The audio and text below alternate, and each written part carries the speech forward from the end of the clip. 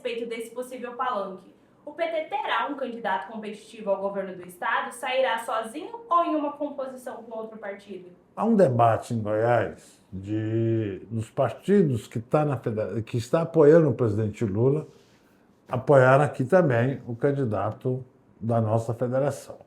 A nossa federação envolve PT, PCdoB e PV. Também há o acordo aqui em Goiás do PSOL e a Rede apoiar o candidato que defenderá o palanque do presidente Lula. O PSB e o PDT também estão na mesma linha.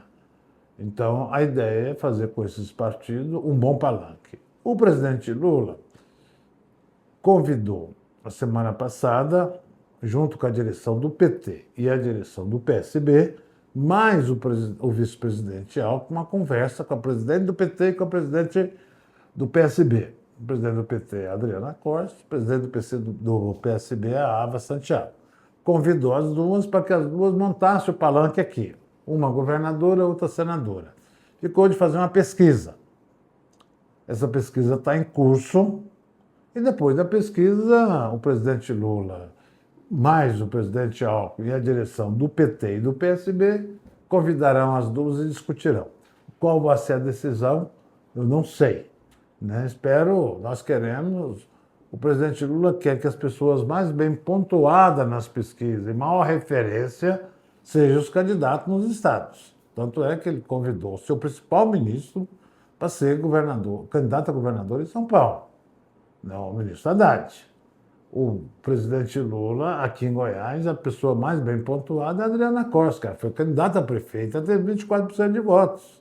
Então, é uma pessoa que tem muita aceitação popular no estado de Goiás, uma delegada muito respeitada, uma grande deputada federal. Agora, se ela é candidata ou não, depende do que ela vai tomar decisão. O presidente Lula convidou, ela vai lá e conversa com o presidente Lula. A Ava vai lá e conversa com o presidente Alckmin e com o presidente Lula. Não é pouca coisa que o Lula e o Alckmin fez. Convidar as pessoas para ir lá, sentou, conversou, uma reunião de 2 horas, trocou muitas ideias. É muito importante para que as pessoas... Foi um ato de deferência muito grande a Goiás, ao Centro Democrático de Goiás. Nós aqui, esse conjunto, o PT, PSB, PDT e a Federação do PSOL e a nossa federação representam o Centro Democrático aqui em Goiás.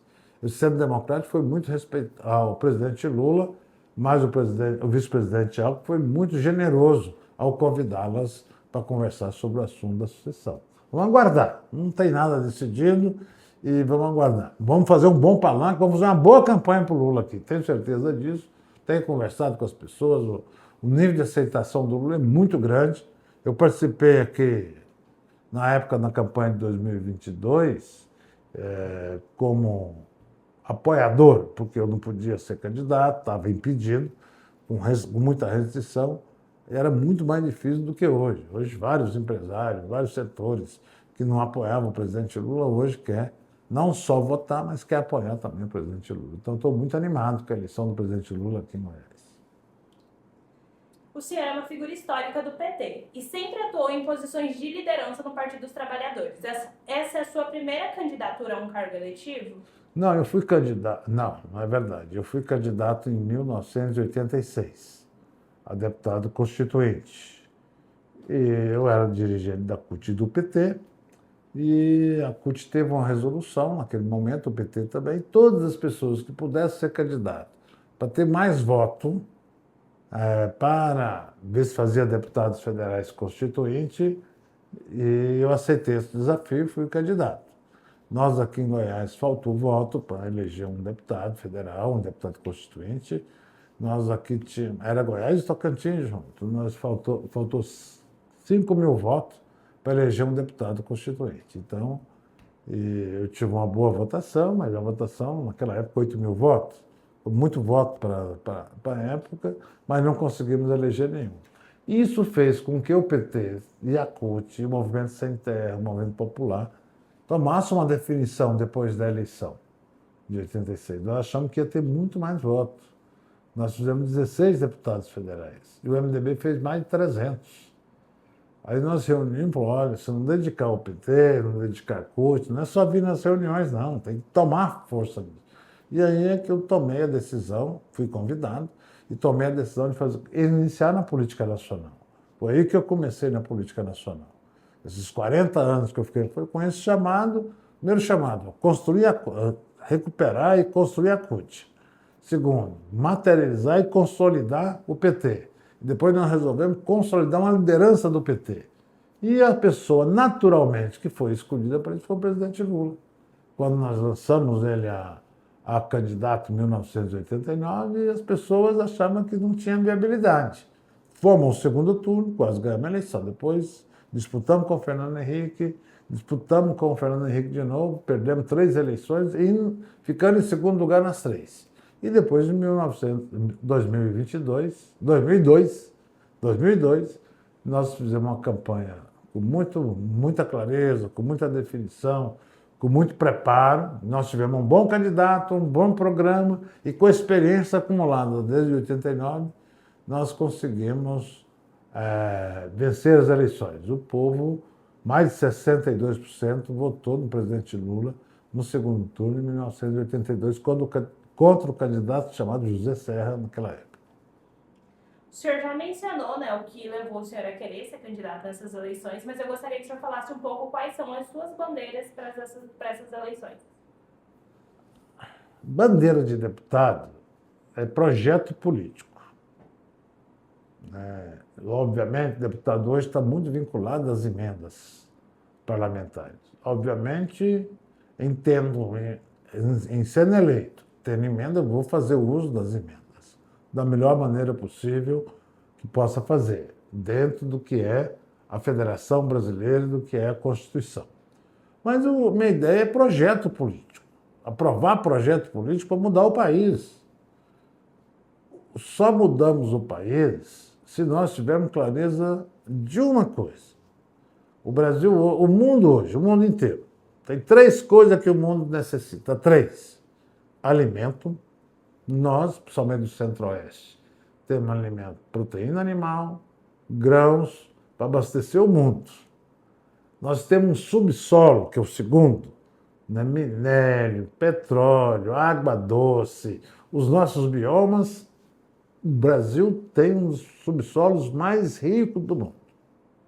Terras raras, petróleo em abundância, água doce em abundância, tem o aquífero Guarani, outros aquíferos no Brasil inteiro, muito importantes para o país e para o mundo. Nós somos o país com mais água doce do mundo. Agora tem outra coisa que o mundo precisa, e essa nós estamos frágeis, que é tecnologia. O parque tecnológico nosso é atrasado. O que nós temos que fazer para ter tecnologia?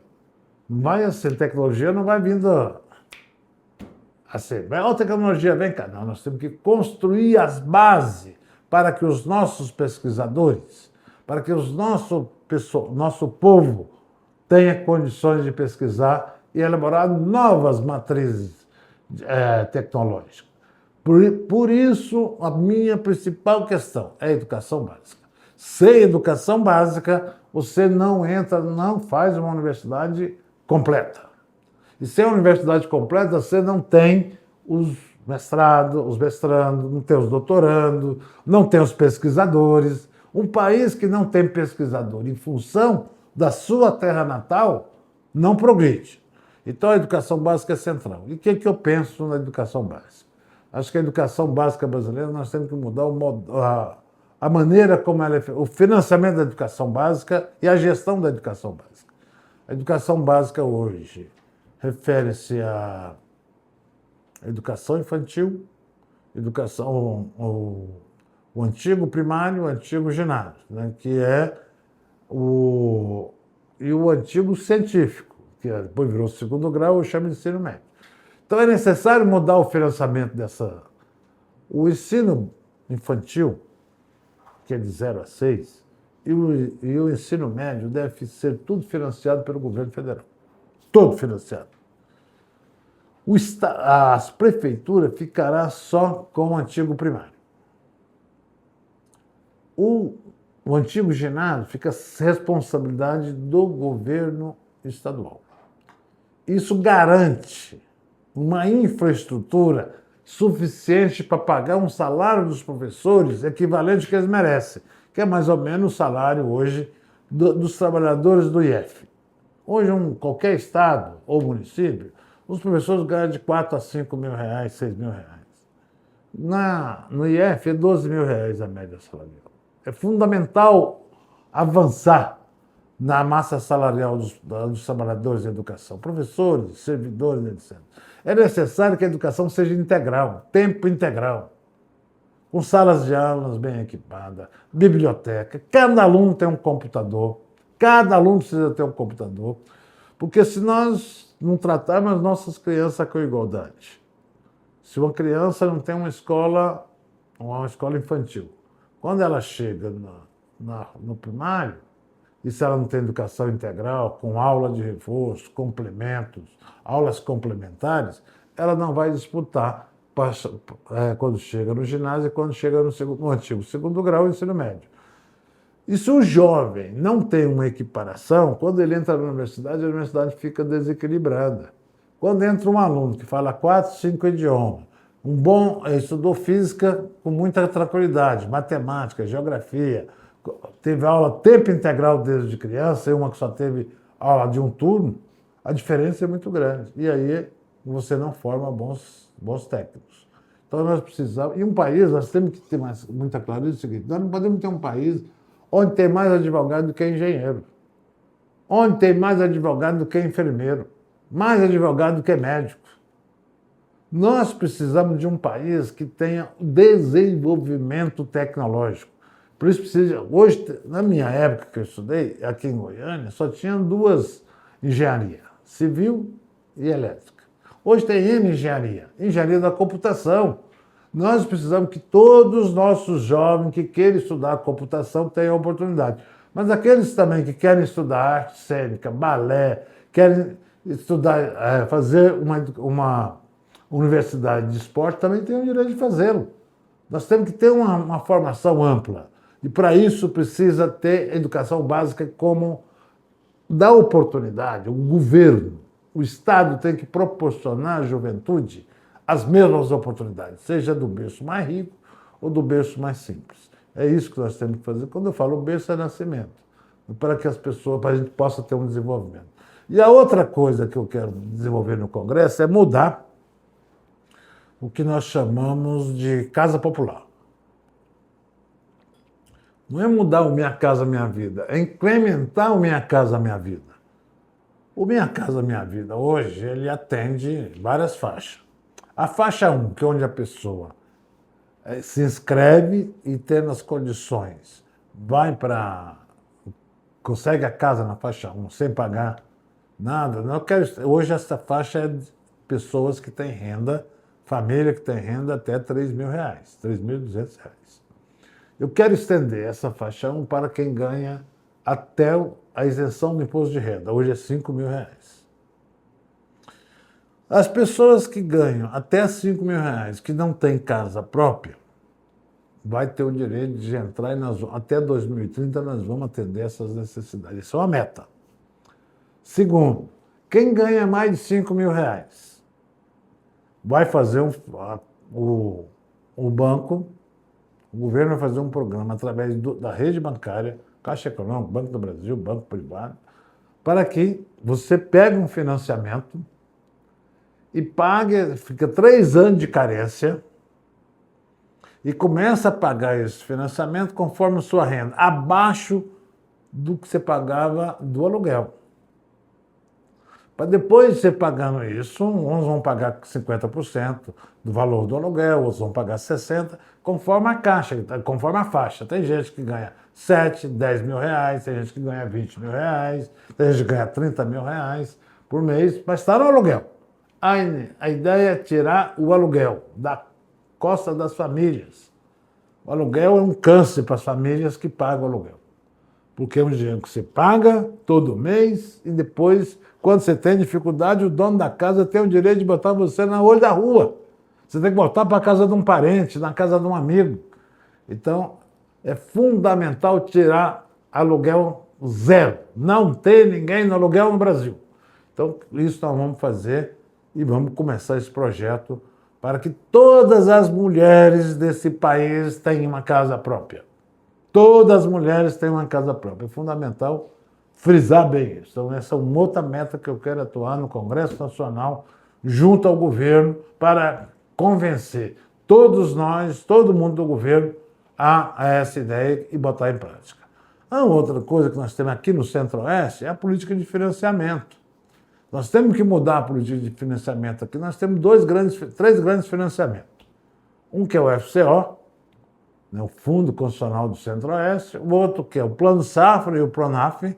Nós temos que mudar a gerência, mudar essa estrutura que nós temos aqui no Pronaf e no FCO, que é uma quantidade muito grande de recursos. E a outra coisa são os financiamentos do BNDES, que são os mesmos desde 1900 e pouquinho, do século passado, são os mesmos que têm os financiamentos. É necessário ampliar. Nós não queremos cortar ninguém, mas nós queremos ampliar.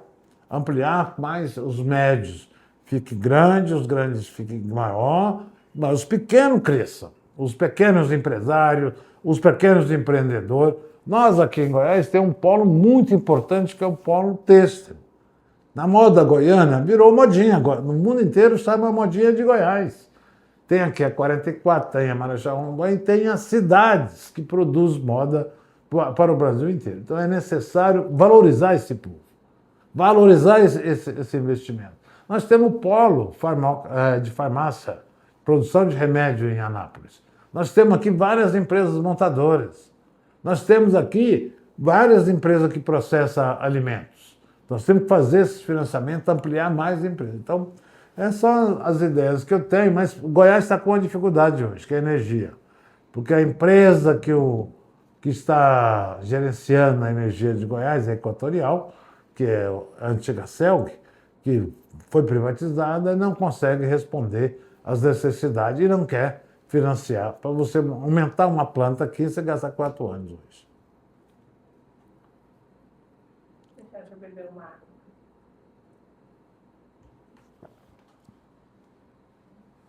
Gin Goiás. O senhor mencionou, né, a questão dos escândalos do Mensalão e da Lava Jato. O senhor acredita que o envolvimento do seu nome nesses escândalos e a operação já possam trazer rejeição à sua candidatura? Primeiro, não é escândalo, isso foi uma denúncia falsa. Isso é muito importante, que nada foi provado. No Mensalão, para você ter ideia, foi feita várias CPIs, aprenderam N documentos, duas, 3 salas dessas aqui de documento. A Polícia Federal investigou, não achou nenhuma comprovação, nenhum documento, nenhum extrato bancário, não achou nada, sigilo telefônico, e-mail na época, que comprovasse a tese do Ministério Público. Mesmo assim, nós fomos condenados. A mesma coisa na Lava Jato. Eu fui condenado por ouvir dizer que, mas me condenaram. Na época estava fácil de condenar. Delúbio Soares, Zé Disseu, tudo que viu o nosso nome, eles nos condenaram. E pagamos um preço alto, mas conseguimos provar em vida. Eu achava que eu ia só conseguir provar a minha inocência em memória. Eu estava preparado para isso, já tinha deixado com minha neta, que tem hoje 17 anos, já com toda a documentação, para reivindicar a minha absolvição, uma reparação no STF, que eu vou pedir a revisão constitucional, a revisão criminal no STF, assim que passar, mudar o quadro do STF, que o quadro hoje ainda tem muita gente que votou naquela época, envolvido pela imprensa. A imprensa fez um massacre tão grande que envolveu a sociedade. A sociedade passou a achar que aquilo tinha força de verdade. Mas, para você ter ideia, tinha 413 testemunhas. Nenhum comprovou a tese do Ministério Público. Nenhum. Até teve um ministro que conduziu o processo, que errou tanto, que depois ficou com tanta vergonha, que renunciou da presidência do STF, renunciou ao cargo de ministro do STF e está por aí, agora diz que é candidato a presidente da República. O ex-ministro Joaquim Barbosa, Fez todos os erros possíveis e imagináveis. E ele tinha um assessor, um juiz convocado, que depois virou juiz da 13ª Vara. Todas as barbaridades que eles fizeram no STF levou para a 13ª Vara na Operação Lava Jato. E essa Operação Lava Jato criou um volume tão grande de fofoca, de mentiras, destruindo a indústria nacional, a indústria do petróleo, a indústria da construção civil, a indústria naval, a indústria nuclear brasileira. Mesmo assim, esse juiz deu todas as armas para caçar a presidente Dilma. Teve o impeachment da presidente Dilma, que é uma mulher honesta, uma mulher que não tinha nenhum crime de responsabilidade, mas foi tomado o mandato dela. Depois, não satisfeito, resolveram condenar, denunciar e condenar e prender o presidente Lula. Deu no que deu. Deu no governo anterior, que foi um governo que não fez uma casa própria para a população de mais necessidade, não comprou vacina na época certa, abusou dos doentes. Um governo que não sei se lá em Mato Grosso tem alguma obra do governo. Aqui em Goiás eu procuro quais são as obras do governo anterior. Ninguém diz onde tem uma obra do governo anterior aqui. Uma casa, uma escola, um hospital, um centro de saúde. Hoje chama UPA, hoje chama UBS. Não tem nada. Não tem uma estrada, não tem uma duplicação de rodovia. Então o que nós temos? O seguinte, isso aconteceu no passado. Então isso foi uma mentira contada várias vezes, ela não vira verdade, mas ela prejudica as pessoas. Foi N pessoas condenadas e retiradas da política. Eu tenho clareza, um conjunto da classe dominante brasileira, ela queria que o PT não tivesse a oportunidade de continuar governando o Brasil, achando que tirando as pessoas mais próximas das pessoas que levaram o presidente Lula à vitória em 2022, o presidente Lula caía, o PT caía, mas conseguimos sobreviver e sobressair dessa situação. Mas teve um período muito difícil, que foi o período do impeachment da presidente Dilma. Para você ter ideia, o primeiro ato do ex-presidente Temer, o primeiro ato do presidente Temer foi revogar duas coisas importantes para a sociedade. Uma foi o Ciências Sem Fronteiras, onde os estudantes podiam se inscrever e passar 2 anos estudando fora, estudante da graduação, para conhecer outras experiências estrangeiras e voltar e aplicar aqui no Brasil. Depois do Farmácia Popular, os 2 grandes programas. Aí interviu na Petrobras, impedindo a Petrobras de construir refinarias, novas refinarias. Por isso que o petróleo hoje está no preço que está, porque a Petrobras ficou proibida de construir refinaria, só podia a iniciativa privada, mas os donos da iniciativa privada tinham empresas no Golfo México. Então pega o petróleo daqui, vai, refina lá no Golfo México e vem a gasolina e o óleo diesel para cá. Obviamente fica mais caro, muito mais caro que refinar aqui. Então o petróleo aqui no Brasil não pode ser vendido mais a preço de custo, porque não tem refinaria. Aí o que o governo anterior fez? Aprimorou essa maldade contra o povo brasileiro. Vendeu refinaria, vendeu a distribuidora, a BR Distribuidora, vendeu os dutos. Aqui em Senador Canedo tem um centro que vem o combustível por duto, de Paulínia para cá. Aí esses dutos tudo são estrangeiros. Então só o aluguel que a Petrobras já pagou 3 anos para transportar os dutos, já pagou o que as empresas compraram. Então só estão lucrando hoje. Só lucrando. Acusa de quem? Do povo brasileiro. A pessoa que vai abastecer o seu carrinho, a pessoa da moto, a pessoa do caminhão, está pagando para os estrangeiros que compraram os dutos, compraram a BR. Então esse é um processo de privatização nefasto ao povo brasileiro. Aí o combustível nunca baixa na bomba. Nós vimos agora o preço do petróleo como está. E cada dia mais, aí você tem que enfrentar a máfia dos postos, a máfia da distribuição e a política errada que foi feita, que só pode ser feita com a nova lei constitucional, uma nova lei, o ano que vem. Eu quero estar no Congresso Nacional para, inclusive, mudar essa lei para que a gente possa construir e voltar a dizer o seguinte: o petróleo é nosso. O petróleo é nosso. O petróleo brasileiro, hoje que nós produzimos 1 milhão a mais de petróleo que nós consumimos. Exportamos 1 milhão de petróleo por dia. 1 milhão de barris. Mas esse 1 milhão, os 2 milhões, não temos capacidade de refino aqui. O petróleo que nós usamos aqui, 25% do óleo diesel é importado. Não é que é importado. Você manda para o Golfo México, refina lá e traz daqui. Como vai o petróleo daqui para lá e todo o restante do petróleo fica para eles lá. Que a gente antigamente chamava de borra, que é o material para fazer o plástico, o material para fazer outras coisas importantes, fertilizantes, etc, etc. Então, tem que mudar isso. Como o senhor disse, por mais que tenha sido uma mentira, como o senhor falou, o impacto ficou e as pessoas elas lembram desse episódio na história do Brasil. Como é que o senhor pretende mitigar isso durante a campanha do senhor? Você sabe que uma mentira contada várias vezes, ela não vira verdade. Nós já vivemos aí, no mundo, 2 grandes mentiras que foi desmascarada ao longo do tempo. Uma foi com Sócrates, lá em Atenas, que dizia que estava corrompendo a sociedade, a juventude ateniense. Ele foi condenado à morte. E ele disse lá naquela época uma coisa muito importante: a mentira não vive o suficiente para envelhecer. Quero repetir para você, para o Gin Notícia.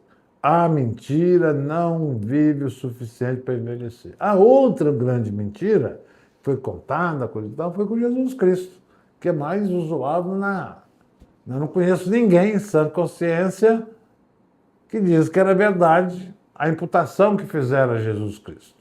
Aqui no Brasil nós tivemos várias. Com os negros, dos quilombos, o mais importante, o episódio mais famoso é do Zumbi, da nossa busca pela independência do país, da colônia portuguesa, o enforcamento e esquadrejamento do Tiradentes, e várias mentiras foram contadas. Essa é mais uma mentira. Ela não vai viver. Nós temos que ter claro o seguinte: nós temos que começar a discutir o Brasil nos próximos 50 anos. O que passou, passou. Nós sofremos muito. Eu sou uma pessoa que comecei a militar quando tinha ditadura militar, na campanha da anistia, 75, 76, 77. Então, que eu sei que é as mentiras, o efeito que elas têm nas pessoas. E naquela época, a gente evitava ser preso, porque era preso e não voltava. Era torturado, era assassinado, desaparecido político. Então, hoje nós vivemos outro processo, é uma guerra psicológica. E nós temos que enfrentar tudo isso. Tem que saber enfrentar.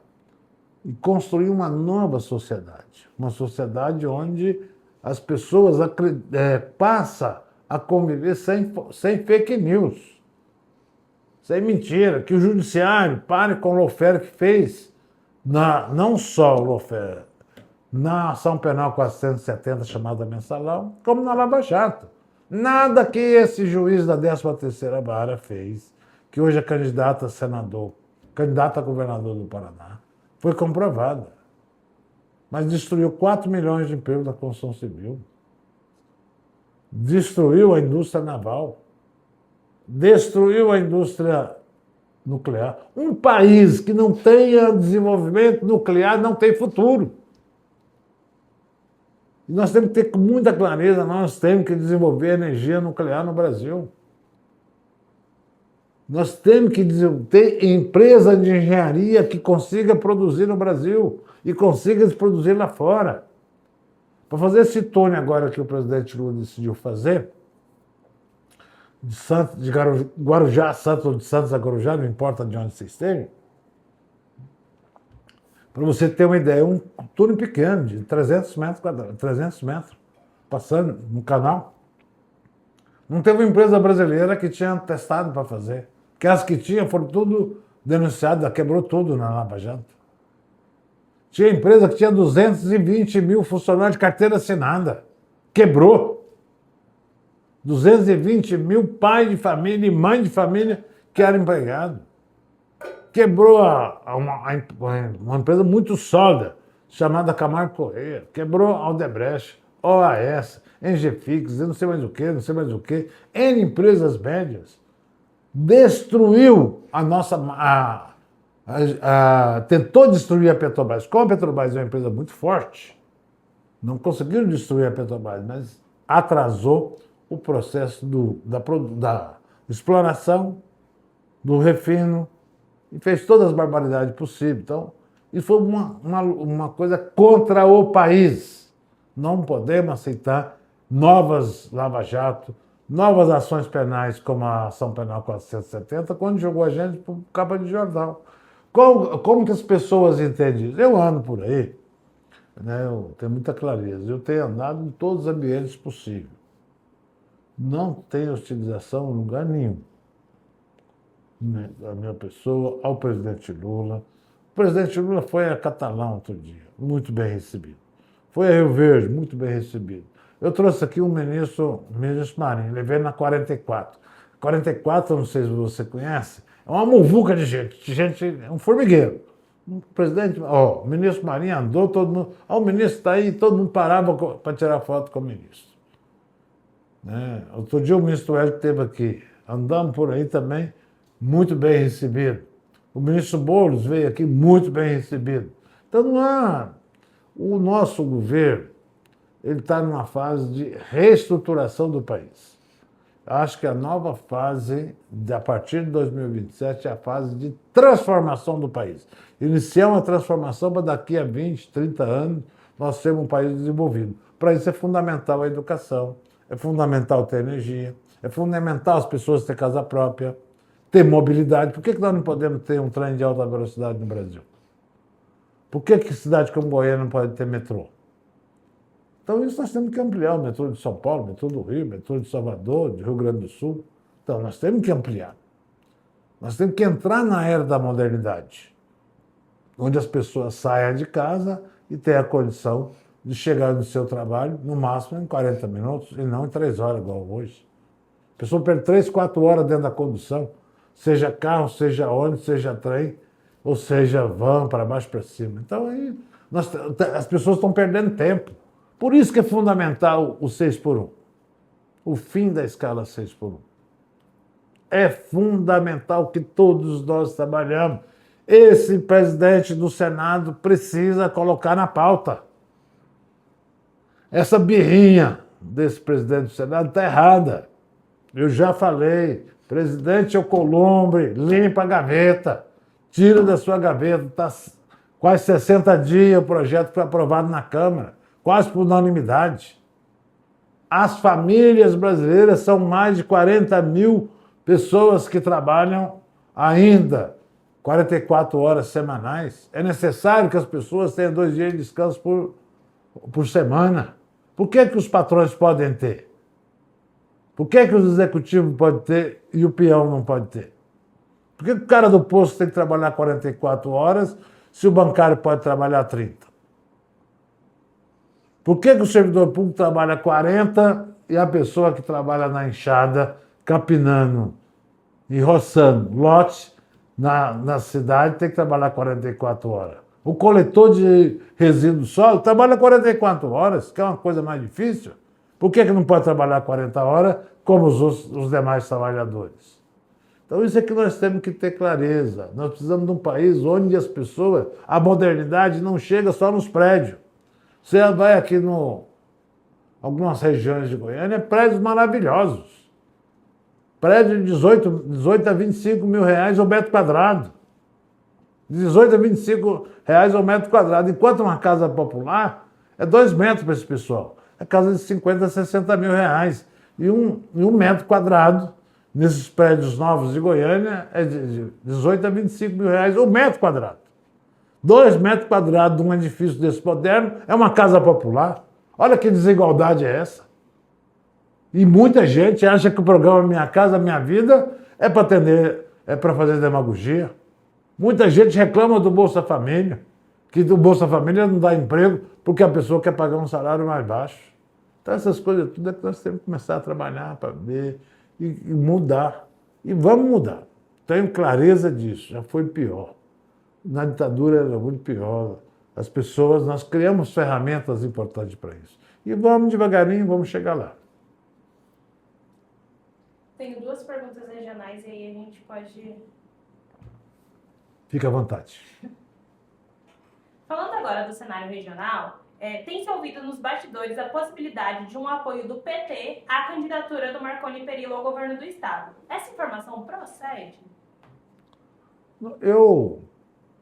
Em particular, eu conversei com o governador Marconi várias vezes. E convidei o Marconi a apoiar o presidente Lula e a gente apoiaria ele. Ele enrolou e deu a resposta há 2 meses atrás que isso não era possível. Ele disse que gostaria de votar no presidente Lula e gostaria de fazer campanha por ele. Ficou enrolando, depender. Ele não era presidente, isso no começo do ano passado. Ele era presidente do PSDB. Vou entregar a presidência, depois a gente discute, vamos ver, Ficou enrolando. Então, depende dele. E a convenção, só em política eleitoral, só termina quando o quadro define, quando tem as convenções. Né?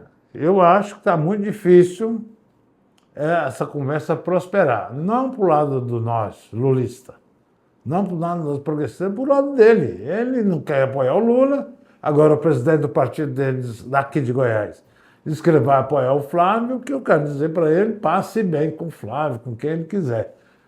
Ele já perdeu uma eleição aqui, com a mesma situação. Em 2022, nós sugerimos a ele que ele era candidato a Senado, apoiasse o Lula, que nós apoiaríamos.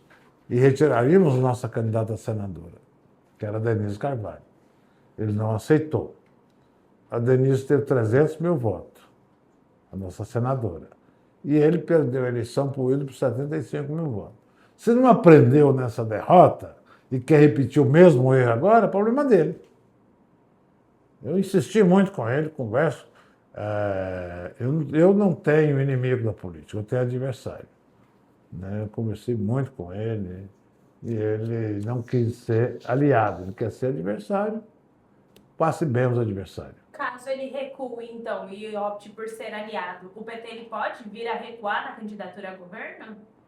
Isso depende da política nacional. Assim como nós estamos aguardando o melhor quadro para a gente definir a política local de candidato a governador, de candidato a senadores, não dá problema nenhum.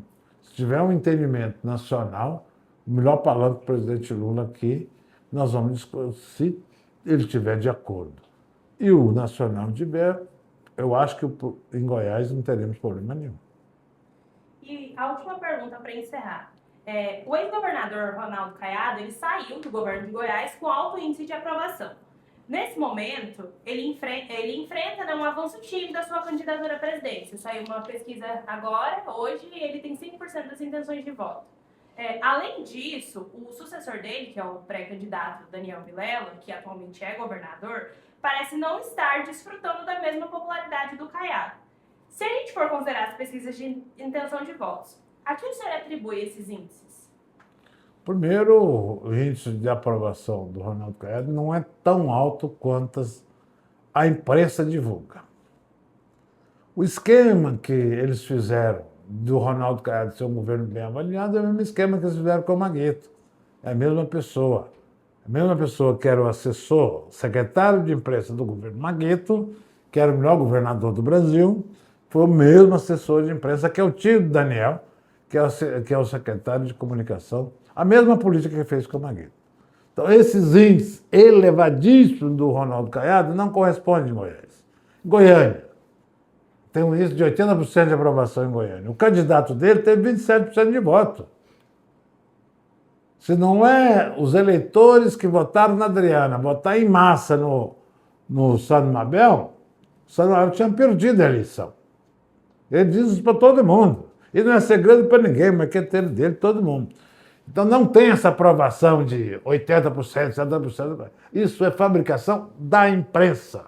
Eu tenho um amigo, que eu não vou falar o nome, que é dono de uma rede de rádio, TV e jornal aqui. Ele me diz o seguinte: se eu não fizer 3 matérias em cada veículo meu por dia, elogiando o governador, não só corta minhas publicidades, mas manda a Coca-Cola cortar, manda o leite Piracanjuba cortar, manda o só frango cortar, manda a Câmara, todas as empresas que eles têm influência, eles cortam minhas propagandas. Eu fiz isso, quase quebrei, ele me falando. Então eu tenho que sobreviver. Então a propaganda é uma coisa. Quais são as obras do Caiado em Goiás? Quais são as grandes obras do Ronaldo Caiado em Goiás? A não ser ele falar: a polícia é minha, atira primeiro, depois a gente pergunta quem é.